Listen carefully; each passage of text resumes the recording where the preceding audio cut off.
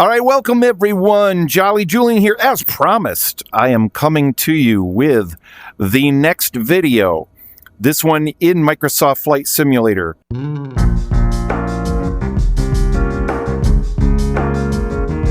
I am in my virtual reality headset, the Quest 3 by Meta. I am running it wirelessly, as you can see here, wirelessly through virtual desktop. Obviously, it does not run standalone on the headset. I'm running it through my Alienware PC with a 4090 graphics card. I have been playing Microsoft Flight Simulator since 2020. Microsoft Flight Simulator 2020, I should say. And then have played it a lot more than I ever expected that I would. I thought that I would enjoy Flight Simulator, but I didn't think I would enjoy it to the degree that I do. I'm kind of obsessed with getting this to run the best I possibly can. Hey, W, look at that. The best that I possibly can in virtual reality, though. That's the key. I have to be able to play this in virtual reality. Otherwise, I'm just not really interested. I'm sorry, I'm just not. Playing this in VR has made me realize that the difference between playing this in virtual reality and playing at flat screen, to me, is like the difference of watching a movie on a tiny black and white television versus watching it on an IMAX screen in, 3D in the best movie theater you can possibly see it in. I can't even compare the two. I'm flying in the Piper, and I am heading, looks like north here. I'm flying in Colorado area, as you can tell by the mountains. Very beautiful. And anyway, like I was saying, if you are a Microsoft Flight Simulator player of any kind, of flight sim enthusiast, and you have not tried virtual reality, you owe it to yourself, because you are missing out on a huge percentage of what makes this incredible. I am life-size in this plane right now. Where I look is where you're seeing. Everything is life-size in 3D. It feels like I'm in this plane. The only thing that could make me feel more like I'm in this plane is if I had a motion simulator rig, which, believe me, I would love. If I had $3 or $4 grand I didn't know what to do with, believe me, I would get myself one of those in a heartbeat. But alas, I am not able to do that. Now, why do I say that if you're a flight sim enthusiast and you have not at least tried VR, you're massively missing out? Because you cannot know what this is like until you try it. Now, granted, you have to play it on a beefy computer. Otherwise, it will not run well. The last thing you want is low frame rates and stuttering, especially in virtual reality. And especially if you're used to playing on monitors where you're getting 60, 120, 240 FPS. You want it to run smoothly. Now, you don't need it to run nearly as smoothly in virtual reality as you do on a monitor, for a lot of technical reasons that I won't go into here. But you want to run it on a good machine when you try it out, and crank those graphics up as high as you can get them, but still have it run smoothly. In fact, I would recommend starting lower on the graphics than you would like, and then start boosting them up as you play, and experiment with, what can you get away with the computer that you're playing on. But once you get in here and feel the immersion, because for me, for simulators, that is my number one goal, is immersion into the experience. That's why it's a simulator to me. I want it to simulate as closely as possible the experience of actually doing that thing. Well, when you're in an airplane flying, you're not looking at a flat screen in front of you and everything is there, and you look around you and you see inside your room. No, you look around and you see the world around you, the cockpit around you, the person sitting in the co-pilot's seat. Hi, how you doing, buddy? Doing all right? You're not very talkative. That's okay, though, because I'm very talkative, so that's all right. You want that immersion, right? That's part of why we do this. It's why we spend the money on the HOTAS or the wheel, the control surfaces, all those things, because we want this to be as real as possible. And I don't care what kind of 3-screen, multiple screen setup you have. It's not as immersive as this is, because this is 3D, filling your full vision all the time. No matter where you look, the real world has gone away. Everything is to scale. It is absolutely incredible. So, the reasons why I think people who are die-hard flight simmers and have been doing it for a long time are resistant to try VR. Okay, let me see, and I want to hear from you in the comments. If you are playing in VR, which is probably most of the people that will watch this, type in what are the things that make it a deal breaker for you, if it is a deal breaker like for me, that you will not play Microsoft Flight Simulator 2020 or 2024 if you can't play it in VR. Let me know why. What are the deal breakers for you? What makes it that for you?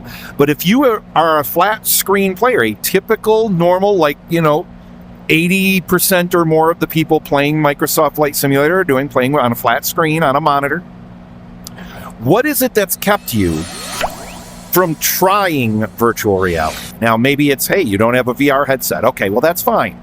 That's not a problem. We can deal with that.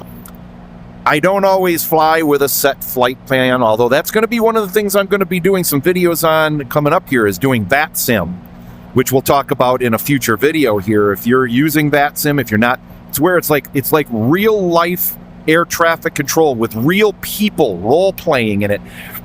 It's really cool and kind of intimidating and terrifying, I'm not going to lie. But this is the month I'm going to try it, because I want to do a group flight with, I think it's called the Pilot Club, I think. I want to try and do my first public group flight at the end of August. So I'm going to be I have to get into VATSIM and really learn it, get it working. And I've only tried it once or twice, and it was very intimidating, and I basically just listened. But anyway, I'm getting off course here. Figuratively, not literally. I think I'm getting actually more on course here now with where I need to be going. I'm getting back to my pink line here. So as I was saying, you may not have a VR headset, and that might be the reason that you haven't tried it. All right, well, first of all, this headset I'm wearing now, this is the Quest 3. This cost me $500. Now, that's not a lot. It's not nothing, but it's really not a lot. And it's an incredible headset for the value. You don't have to buy a $1,000, $2,000, $3,000 headset in order to do this. It's very affordable. You can also get a Quest 3S, which is only $300. $300. The optics aren't as good. The visuals, the quality of the lenses aren't as good. And boy, oh boy, if you're a flight sim enthusiast, right, we want the best looking visuals we can get.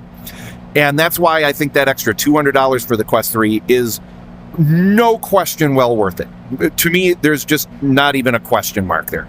But I'm also in virtual reality at least 4 to 8 times a week. I mean, I play at least once a day most days. Sometimes more than that. I'll play more than once if I have time, even if it's just for an hour. Oh man, I gotta adjust my mixture some more, don't I? I sure do. Look at that. Now that's one of the things I have not done in here very much, is played with the mixture in these planes, which is why it's kind of cool flying at this extreme altitude in the mountains. Is the mixture becomes much more important, I'm finding, and I have to kind of play with that as we go. So I got that set up on my HOTAS here with one of the knobs on my throttle that I can adjust the mixture easily. So VR headset, if you don't have one, get one. Try it out. You can get one on Amazon. You can return it within 30 days if you don't like it, especially if you're an Amazon Prime member. Pick a headset up, because most likely if you're already into Microsoft Flight Simulator, you've probably got, and if you're really serious about it, you've got a good machine. You're playing on a powerful PC already that could handle running it in VR for you with very little issue. Now, you might have to bump some of the settings down because it has to render the game twice. It has to render it for the left eye and the right eye in order to get the 3D effect. So it is much more taxing on the machine.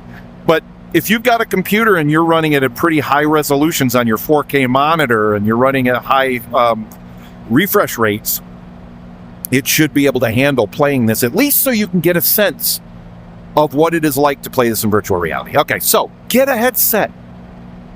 Just get one. You can return it if you don't like it. It doesn't cost any more to get it on Amazon than it does to get it directly from Meta, and you've got that easy return policy with Amazon if you don't like it.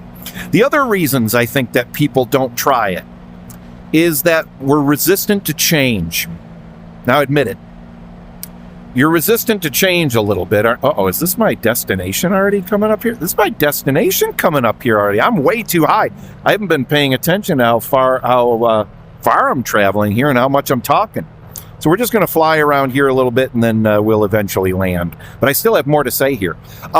Resistance to change. We all have that to a degree, right? Because we're afraid that the decisions we've made were wrong, or we're afraid that whatever the change is going to be, it's not going to be as good as what I have right now. Or if you've put thousands and thousands of dollars into a multi-monitor setup, you might be resistant to do it because it's like, well, what if I like it more than I wasted money on these monitors? You know what? You can sell the monitors. You can use the monitors for something else. There's a lot of things you could do. But not trying something because if you're afraid that you're going to like it more than what you already have, that's no reason not to try it. But you also might just be like, I can't imagine it will possibly live up to what I have built over the years with the setup I have. Well, if that's the case, again, you should just try it. You should just try it out. There's our airport directly below us there. That's where we're going to end up landing here. We're just going to circle around here, fly through the mountains a little bit here while we continue to talk. Nice leisurely flight today in the Piper. I'm enjoying it very much. It's my favorite thing to do in Microsoft. Well, that's hard to say. I also love doing career mode. And I'm doing career mode in the beta right now, which means I basically have everything unlocked and I have $1 billion and I can do whatever I want. And I just enjoy it because I get to do all of these kind of mission things that give me a purpose for flying, like rescue missions and doing the fire extinguishing, the water drops from the airplane, doing medical evacs and stuff like that. It's really fun. But anyway, this is still kind of my favorite way to relax, is just get in a plane, pick some beautiful location, and just go flying. All right. Anyway. So just try it out because, if you like it more, if you feel the immersion more, then, don't sweat it. You'll be able to get some money for those monitors. You'll be able to use them for something else. You can swap between them. Maybe some days you want to fly with your monitor set up and some days you want the full immersion feeling of being in virtual reality. Now, another reason that people may not want to try Microsoft Flight Simulator out in virtual reality is because of their peripherals, their HOTAS, their control surfaces, those things that they're using that you've set up and accrued over the years. Now, granted, all I have is this HOTAS right here. I just have the hands-on throttle and stick, the throttle here, the stick here, throttle over here, and that's all I'm really using. And then the switches and stuff and knobs that are on it. So it's fairly simple for me. I mean, I don't even have to think. I can't see them in the real world, but I know when I reach out like this, I'm going to hit them. Boom. I'm going to hit them. I know where they are just from muscle memory, and it took me maybe a couple times playing to know right where these things are without having to worry about it. But, however, let's say you've got a bunch of control surfaces and you want to have access to those. You want to be able to see them. Well, you can set it up. I know you can do this with the Quest 3 because I've done it before with people who have not flown before and they want to try it out here and they want to be able to see the stick so they can reach out and hit it. You can set it up in virtual desktop to show your hands with a little circle around them that shows your real world. It shows through pass-through. So when I reach my hand over here, it will show what's around my hand so I can grab onto my throttle without any problem. Same with the stick here. Really nice. I don't need it and it just breaks the immersion a little bit for me. So I don't need it because I'm so used to flying this way. I haven't had to do that. So if you're worried about that, then you set that up so that wherever you move your hands, hey, I know my throttle system is over here. along with the mixture and the prop and all that. You reach over here and then you see it. And you know what? I'll do a video on that at some point. I will do a video on that coming up. If you comment below, let me know you'd like to see a video showing what I'm talking about there, of that pass-through with virtual desktop, where you can see your control surfaces. I will do that at least with my hands-on throttle and stick here, so you can see what that's like. But it'll work wherever your hands end up going. It will track those and cut through to your real world so you can see it. It's very cool.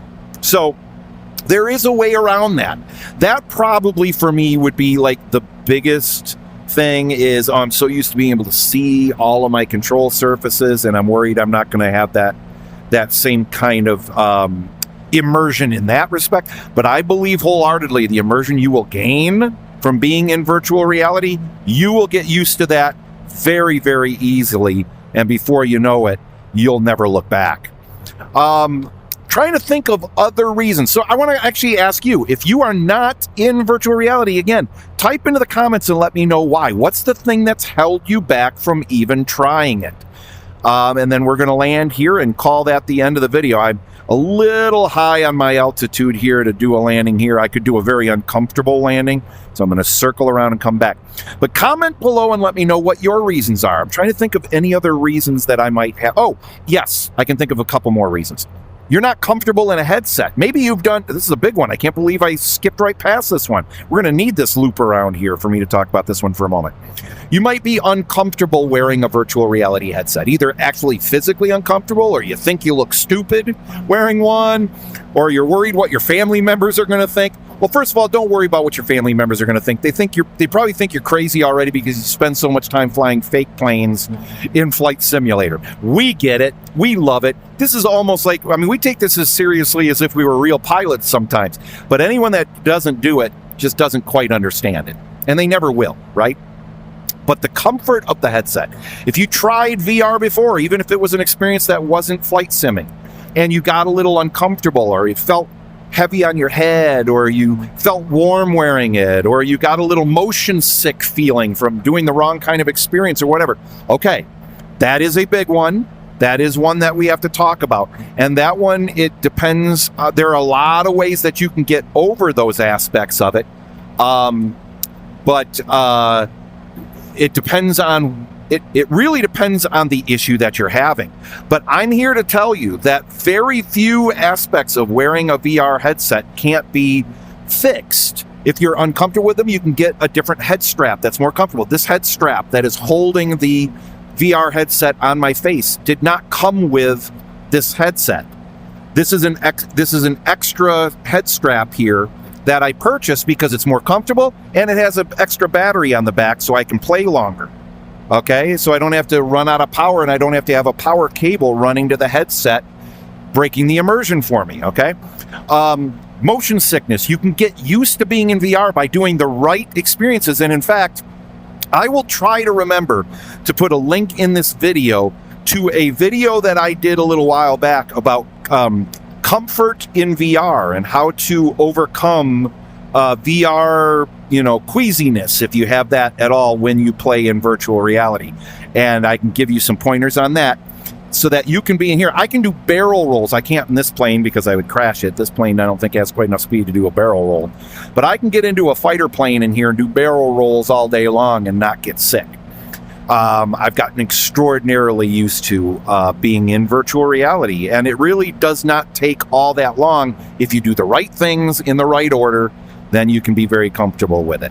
If you don't want to mess up your hair, hey, you know what? There's no way around that. There really isn't. There's no way around that. Your hair is going to get messed up if you have hair. If you don't have hair, you don't have to worry about it at all. All right? But that's just a side effect of being in virtual reality. You got to get over that. So you run a brush through your hair when you're done. You're fine. All right. So again, comment in the comments below here. I will respond to every comment that comes in, whether you're a VR player normally already in virtual reality in Microsoft Flight Simulator. Let me know what some of your favorite places to fly are, what your favorite plane is, how long you've been doing flight sim in virtual reality. I would love to hear from you on that. And if you have not tried VR, again, let me know why. Let me know what's holding you back. And if you plan on maybe giving it a try, after watching this video now. All right, let's go ahead and put her down nice and easy here. Got a nice long runway. There we go. That wasn't too bad at all. Not too shabby. Apply the brakes here, bring ourselves to a nice little stop right by the very modest airport here. I'm not even sure where we are. I don't remember what I picked for my destination. I just picked something that was relatively close. This was already a longer video than I intended it to be. I hope you found it interesting. And let me know if there's any aspects of Microsoft Flight Simulator 2024 that you would like me to talk about in future videos as we go forward. And especially let me know if you want that one about being able to do the cutouts of your hands in virtual reality with virtual desktop so that you can see where you're reaching if you have trouble getting used to where everything is like I have. All right, that's it. Jolly Julian signing off for right now. I might secretly go do another flight just for myself. I mean, I'm in here, right? Why wouldn't I? We'll catch you on the next video. Take care, all, and fly those friendly skies and be friendly while you're doing it. Take care, all.